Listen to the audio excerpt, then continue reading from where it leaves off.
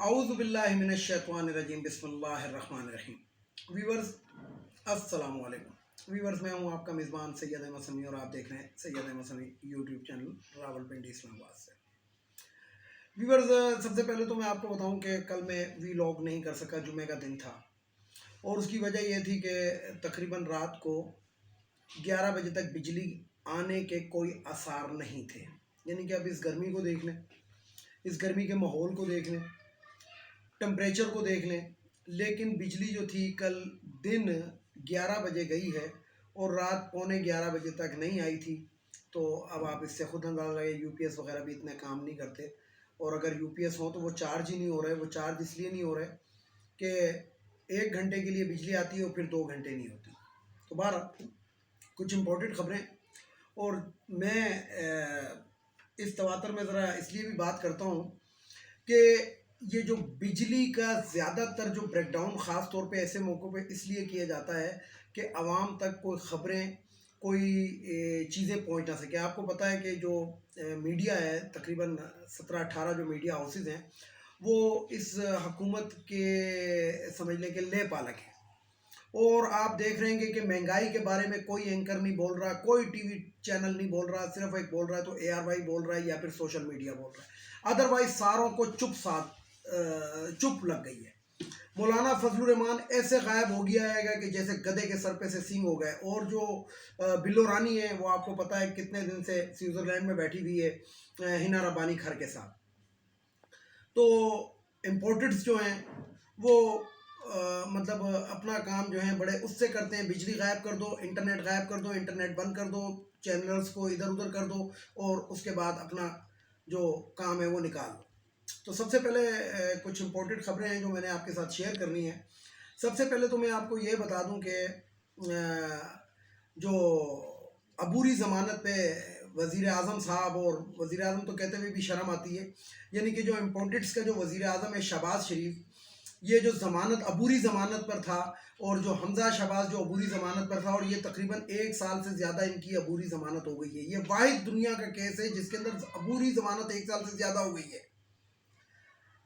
तो जब से वज़ीर आज़म बना, ना कमर में दर्द हुआ, ना टांग में दर्द हुआ, ना कोई और प्रॉब्लम भी हुआ, इवन के बाथरूम में भी नहीं गिरा। तो आज जो वो अदालतों के अंदर यानी कि जिसे कहते हैं कि पेशी होनी थी, पेशी होती रहती है। लेकिन अगर लाहौर हाई कोर्ट से या किसी भी हाई कोर्ट से अगर इंसाफ का फैसला आ जाए तो फिर तो क्या कहने। और जहाँ पे हमज़ा शहबाज, नवाज़ शरीफ, मरियम और यानी कि पूरा ख़ानदान अहले शरीफ हो, तो उधर तो सवाल ही पैदा नहीं होता कि कोई इंसाफ का फ़ैसला है। तो बहरहाल आज फ़ैसला ये आया है कि उनकी अबूरी ज़मानत को परमानेंट ज़मानत के अंदर लाहौर हाई कोर्ट ने वो कर दिया, यानी कि एक बहुत बड़ा इनको रिलीफ दे दिया, जो आज से पहले भी अदालतें देती रही हैं।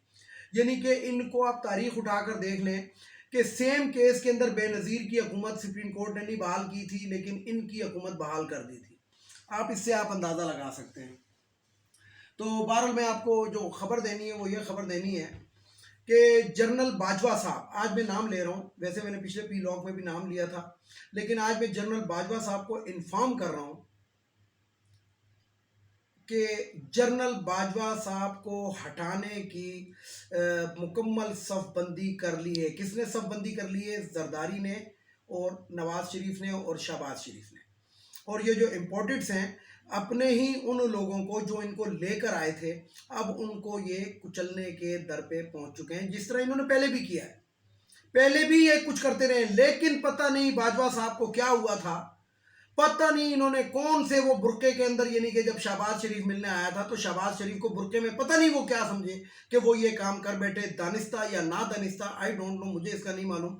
लेकिन ये बातें कन्फर्म हो चुकी हैं कि इनके साथ शहबाज शरीफ की, जरदारी की, बिल्लो रानी की, मौलाना फजलुर रहमान की, मुक्तदर हलकों के मुक्तदर जो बहुत बड़े जो उनके सरबराहान हैं उनके साथ इनकी मुलाकातें होती रही। और उसी का सिलसिला वो था कि DGISI को चेंज किया गया था। सबसे पहले मैं आपको बताऊं, ये काफ़ी अरसे से चल रहा है। सबसे पहले तो DGISPR को चेंज किया गया। आसिफ गफूर, जनरल आसिफ गफूर जो लोगों के दिलों पे राज करने लगा था, यानी कि मेरे पास उनकी एक वीडियो है कि सऊदी अरब के अंदर वो उम्रे के लिए गए थे तो लोगों ने उन्हें चूमा था और रोज़ा रसूल पे उस शख्स ने जाके सलूट किया था। तो दुनिया के मीडिया ने दिखाया था कि देखें एक जर्नैल जो है वो अपने से बड़ा जर्नैल उस शख्स को, क्योंकि रसूल पाक सल्लल्लाहु अलैहि वसल्लम हमारे लिए एक नमूना थे, बेहतरीन जर्नैल, बेहतरीन डॉक्टर, बेहतरीन यानी कि सब कुछ थे वो। और आज भी आप देखें तो ये जो अंग्रेज़ जो हैं, जिनको ब्रिटिश कहते हैं या मतलब अमेरिकन कहते हैं, तो वो रसूल पाक सल्लल्लाहु अलैहि वसल्लम के नाम के साथ डॉक्टर लगाते हैं, doctor Mohammed, peace be upon him तो हम कहते हैं सल्लल्लाहु अलैहि वसल्लम, लेकिन वो डॉक्टर मोहम्मद ज़रूर लिखते हैं। तो बात यह है कि आसिफ गफूर को सबसे पहले किसी तरीके से चेंज किया। आसिफ गफूर के बाद ये साहब आ गए जो कहते थे, जिन्होंने जब रिज्यूम का ये हिस्सा बने थे रिज्यूम चेंज का, तो इन्होंने कहा था कि जनाब हुकूमत नहीं आई है, डॉलर ऊपर जा रहा है और स्टॉक मार्केट भी ऊपर, डॉलर नीचे आ रहा है और स्टॉक मार्केट ऊपर आ रही है। लेकिन उस दिन के बाद ये गायब हैं, आते हैं तो कोई और ही बात करते हैं। अब ये नहीं बताते कि डॉलर कहाँ पे गया, पेट्रोल कहाँ पे गया, महंगाई कहाँ पे गई, अब नहीं आके बता रहे, और स्टॉक एक्सचेंज बैठ गया, ये भी आके नहीं बता रहे। तो बहरहाल इम्पोर्टेड हुकूमत ने कल बिजली गायब करने के बाद बजट पेश किया। उसके अंदर पेंशनर की पेंशन में 5% इजाफा किया, और जो सरकारी मुलाजमीन हैं उनकी वो तमाम एडहॉक रिलीफ जो थे वो बेसिक के अंदर डाल के 15% का इजाफा किया। मैं फिर यहाँ पे एक बात करूँगा कि पाकिस्तान के अंदर ये जो तनख्वाहें बढ़ाने का जालिमाना सिस्टम है, मैं अक्सर अपने वीलॉग के अंदर पहले भी कहता रहा हूँ कि ये बहुत ही शर्मनाक है कि जिस शख्स की तनख्वाह 10 लाख है, अगर आप उसकी तनख्वाह में 15% का इजाफा करते हैं तो उसकी तनख्वाह में कितना इजाफा हो गया, 1,50,000 का। लेकिन जिस शख्स की तनख्वाह 16,000 है उसकी तनख्वाह में 4500 रुपये भी इजाफा नहीं होता। तो ये पाकिस्तान के अंदर एक ऐसा सिस्टम। अच्छा, इसी तरीके से जब उनकी तनख्वाहों में इजाफा होता है फिर उनकी मराद भी ऑटोमेटिक बढ़ जाती है, यानी कि उनका हाउस रेंट बढ़ जाता है, उनका फलाना बढ़ जाता है, उनका पेट्रोल का खर्चा बढ़ जाता है, हर चीज़ के अंदर उनका इजाफा कर दिया जाता है 15%। तनख्वाह के अलावा हर अलाउंस पे भी 15% इजाफा कर दिया जाता है। अच्छा, पाकिस्तान को चूस रहे हैं वो यही बड़े लोग चूस रहे हैं, पेट्रोल इनका फ्री, टेलीफोन इनका फ्री, बिजली का बिल इनका फ्री, सब कुछ इनका फ्री, और उसके बाद तनख्वाह इनकी बैंक में फ्रीज। लेकिन जो गरीब है, जो 20 से 30,000, 40,000, इवन के 50,000 भी तनख्वाह लेता है, उसको आटा भी खुद खरीदना पड़ता है, चीनी, चावल, दाल, पेट्रोल, बिजली का बिल भी देना पड़ता है, गैस का बिल भी देना पड़ता है, मोबाइल अगर उसने रखा हुआ तो जाहिर बात है रेक ने रखा हुआ है तो उसका भी वो खुद उसको चार्ज कराता है। लेकिन जो अशराफिया है पाकिस्तान के अंदर अबव 18 ग्रेड, बल्कि 17 भी उसमें आ जाता है, क्योंकि अगर 17 को मराद नहीं है तो वो किसी और तरीके से हासिल कर लेता है। तो ये जो है ये पाकिस्तान के अंदर एक ऐसा सिस्टम है, जालिमाना सिस्टम है, और इसी चीज़ के ऊपर ये लोग हुकूमत कर रहे होते हैं। यानी कि ये जो अशराफिया जो जिस तरीके से ये इमरान खान का तख्ता उल्टा है, इन्हीं लोगों ने वो इसीलिए उल्टा है कि वो मराती याफ्ता तबका है, और उनको क्या पता, जनरल बाजवा साहब को क्या पता कि आलू प्याज का क्या रेट है, टमाटर का क्या रेट है, घी का क्या रेट है। जनरल बाजवा साहब का तो सब कुछ फ्री होता है, वो तो मेस के अंदर खाना खाते हैं तो वो तमाम ऑफिसर्स के ऊपर वो बिल डिवाइड कर दिया जाता है जो उधर जूनियर अफसर्स होते हैं। तो मकसद ये है कि बड़े लोगों को पता ही नहीं कि आवाम का क्या हाल है।